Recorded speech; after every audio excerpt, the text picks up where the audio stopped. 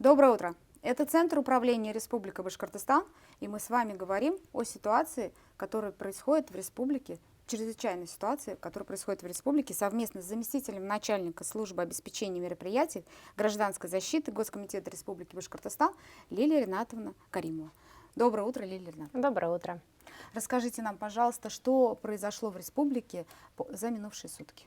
За минувшие сутки на территории Республики Башкортостан чрезвычайная ситуация не зарегистрирована. По оперативным данным произошло 22 техногенных пожара. К счастью, пострадавших и погибших не имеется.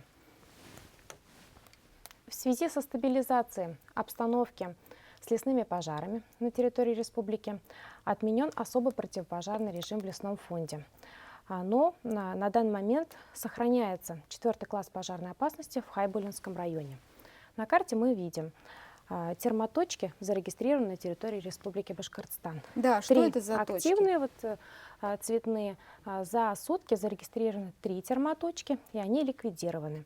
Термоточки это не обязательно техногенный пожар, это регистрация с космомониторинга, либо технологического процесса, либо промышленных объектов. То есть не всегда она подтверждается как техногенный пожар. Лилия Ринатовна, а вот скажите, да, вот дожди у нас, в лесах пожаров нет, уже похолодание. Давайте еще раз проговорим для наших жителей рекомендации, что нужно, как нужно обезопасить себя, уберечь себя, своих близких. Да, на самом деле, в связи с понижением температуры, с наступлением осенне-зимнего периода на территории республики увеличивается риск возникновения техногенных пожаров и гибели людей на них. Это вызвано прежде всего с тем, что люди начинают использовать активно электронагревательные приборы. Не всегда они в исправном состоянии.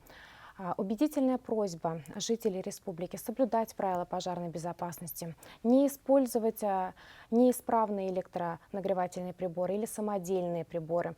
Также не рекомендуется использовать непредназначенные для этих целей плиты газовые, так как они не дают большого количества тепла, но в то же время они выделяют угарный газ. В целях недопущения трагических происшествий так делать не нужно.